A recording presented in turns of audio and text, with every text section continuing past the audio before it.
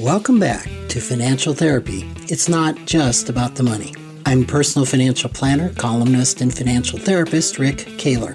Research tells us that 90% of all financial decisions are made emotionally, not logically. For nearly 4 decades, I've been helping people make better money decisions. So what makes my financial worldview different from most financial experts? I blend the nuts and bolts of financial advice with the emotions that drive making them.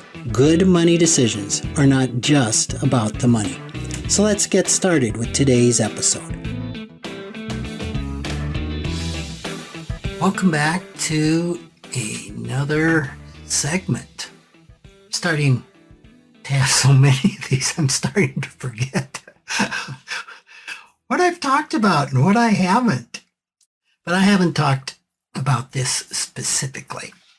So I want to get into a quote by Jacob Needleman. Needleman was a professor of philosophy at San Francisco State University and the author of a number of books, but the real groundbreaking book that he wrote in 1994 was Money and the Meaning of Life. And I remember listening to him at it was the ICFP retreat at the time. It's before the Financial Planning Association was formed in 1995 in San Diego. And that was kind of a big year personally for me because I turned 40 and kind of figured that life was now almost over. And I turned 40 at the retreat in San Diego, listening to Jacob Needleman and Olivia Mellon, who was also kind of the grandmother of financial therapy. So his idea that money, while it will not give a person meaning in life, there is extraordinarily little likelihood that we will find meaning in our lives without it. That was pretty revolutionary. So his position is that the purpose of money is to serve and support the search for meaning in our lives. And that's really foundational to financial life planning, to financial therapy. And as a financial life planner and a financial therapist, we spend a lot of time with clients really drilling down on what makes life worth living. What are my desires and goals? And the goals part goes way deeper than just, well, what are your goals? Lift them off. Most of us don't know what our heartfelt goals and life aspirations are without some reflection and some work. We know what the goals for society for us say they should be, what our parents said our goals and aspirations should be, what our children think our goals and aspirations should be. Lots of shoulds and lots of oughts, right? What lights my heart on fire? What lights your heart on fire? That will bring meaning and worth living to your life. And that is what our money, what our financial plan needs to support. So Needleman in that book wrote, we got to take money seriously. And his contention was that humans are hardwired with 2 general conditions: the need to survive and the quest for meaning. You know, and that follows the pyramid of where at the bottom of our pyramid are our basic needs for survival. At the top of the pyramid is coming into self-awareness and seeking what the higher purpose for our life is. Obviously, material needs have got to be satisfied before we can have any search for meaning. Search for meaning is, I guess, to some degree, a privilege, right? Because a search for meaning probably means I'm clothed, I'm fed, I live in safe shelter, and my survival needs are not a real issue. When somebody is hungry, when they are sick, when they are not in a physically safe environment, or I would suppose even an emotionally unsafe environment, it's really hard, if not impossible, to be worried about what's meaning in my life. So definitely money will help us survive. In today's world, very few of us can survive without money. So I think that's a foregone conclusion. And we also cannot find meaning in life without money, because money touches everything we do. I don't know if I've talked on the podcast about George Kinder's 3 questions exercise, which is probably his biggest contribution to life planning, in the way that my biggest contribution is probably money scripts. And maybe sometime we'll talk about that exercise. But if you haven't done it, it's worth getting a hold of and doing it. And the answers to the very last question, whether a lot of people say, if I only had days left to live or months left to live, what I would do is really spend more time with people who mean a lot to me. And my question is always, well, why don't you spend more time now? What do you think the answer is? Invariably, well, I got to work. Can't quit my job to spend time with people I love. And so in that manner, money touches everything.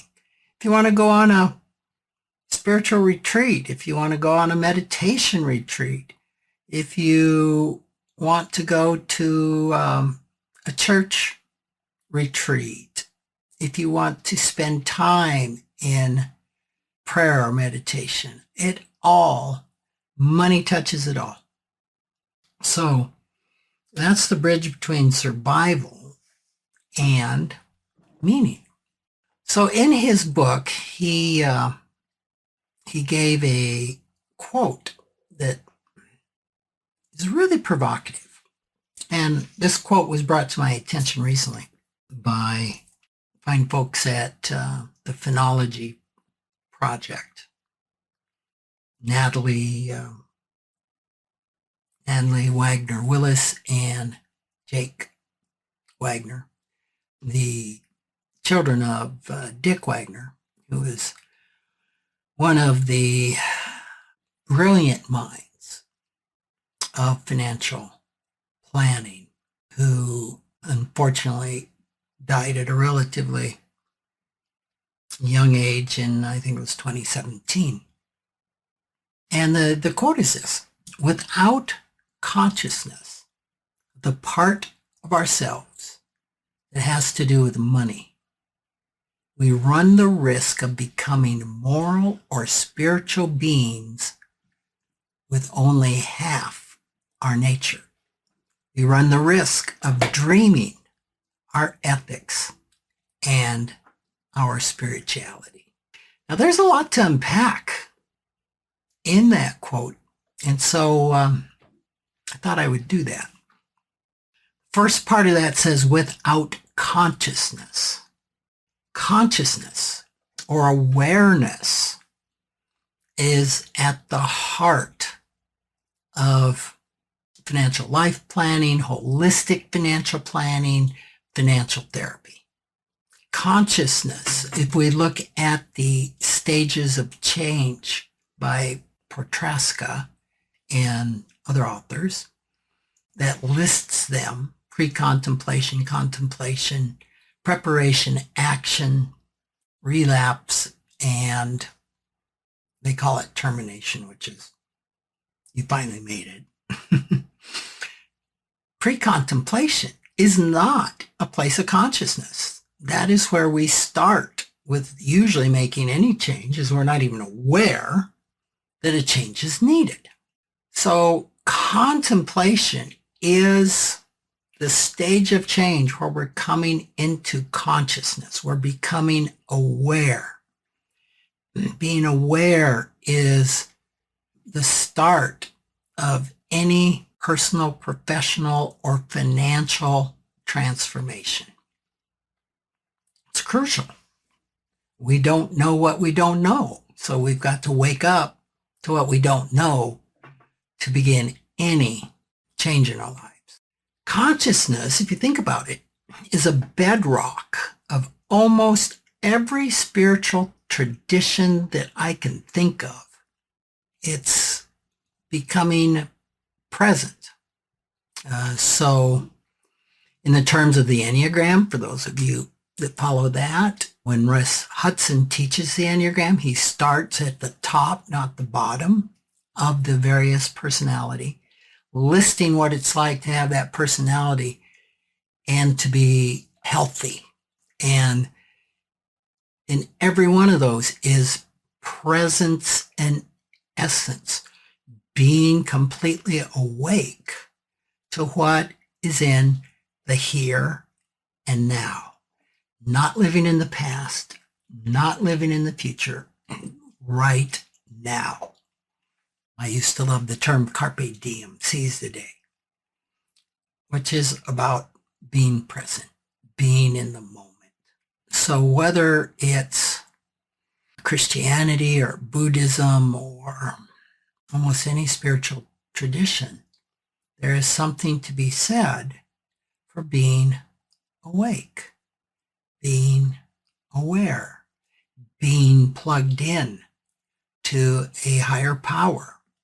That would be true in the 12-step programs. So this is important. Walking through life unconsciously is typically, I think, the consequence of living an unfulfilled life. And being unconscious around our money is the genesis of unsound financial decisions. So becoming aware or conscious of our internal thoughts, feelings, and beliefs about money usually can result in increased financial and emotional well-being. It can result in living life more fully and a lot more satisfaction. So, consciousness is really important, but I do not want to imply that consciousness is all that's needed. It's 50% of the equation in the stages of change.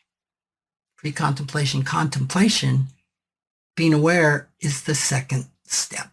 Action is the fourth. So there's got to be action that arises from awakening, that arises from being in contemplation, that arises from being consciousness. So definitely becoming awake is the first step, but there is more steps than that into eventually living life as fully as possible. And he goes on with this quote saying, without consciousness of the part of ourselves that has to do with money.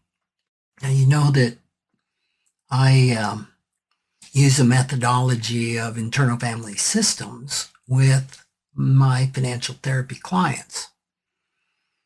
And I just loved the fact, I mean, when I read this in 1994, I think that's about the same year that Dick Schwartz started IFS as a modality, right? So Needleman definitely had no idea of the talking about the part of ourselves, which is kind of almost universal, that language, the part of ourselves.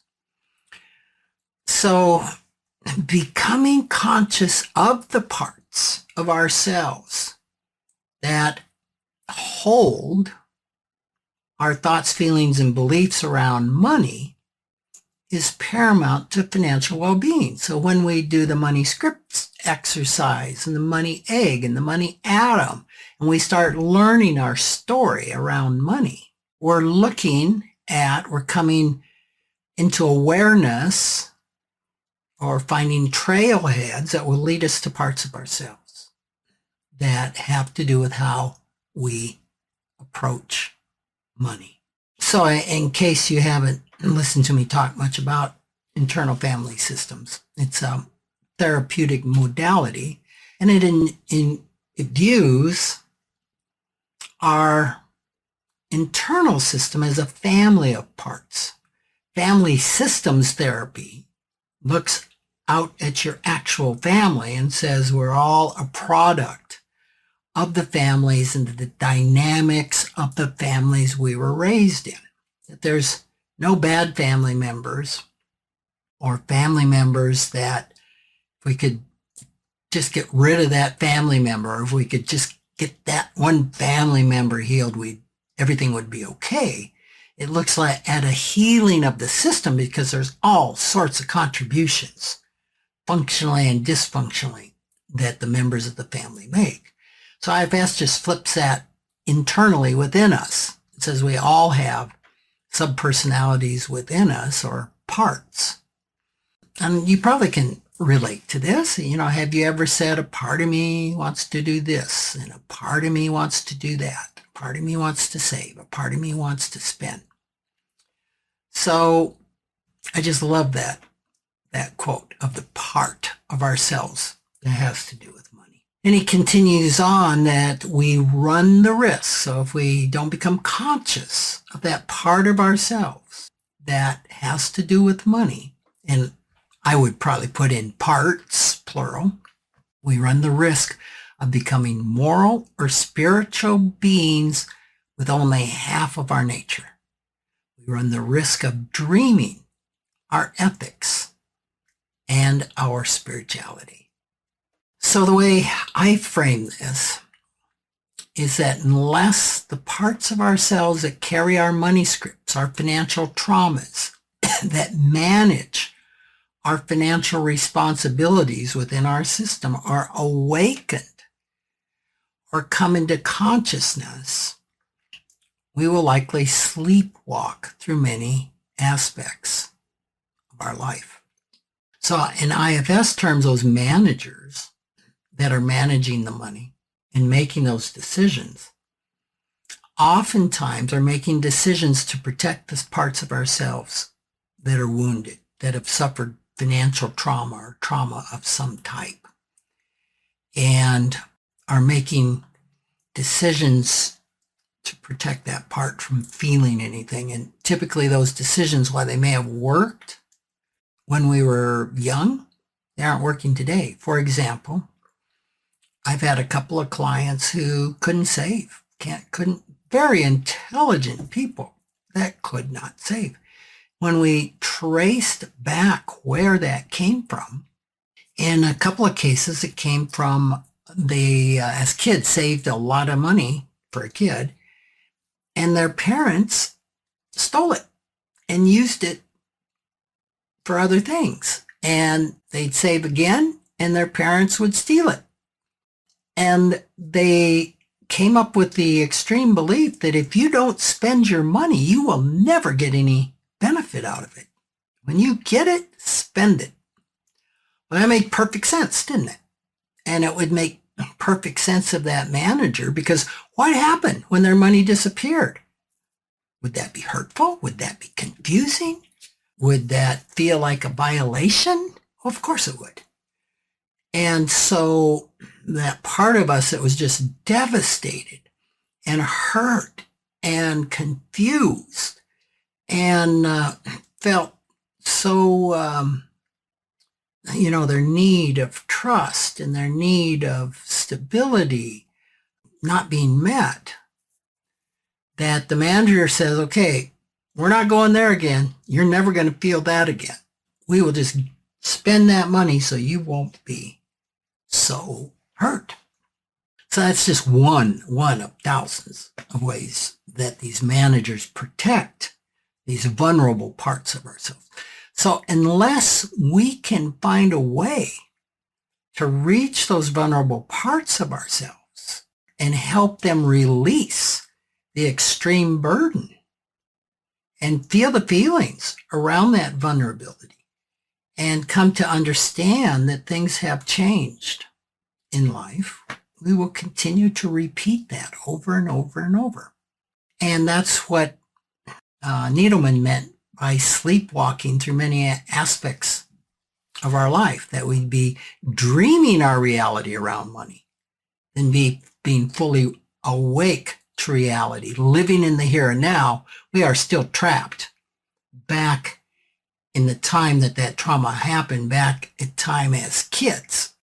And so we dream our ethics, our spirituality. We dream that our money scripts are correct, that they're true. So he says if we don't awaken to this, there'll be no connection between money, emotion, body, or spirit. It's really doubtful that our money is going to support our quest for meaning in this condition.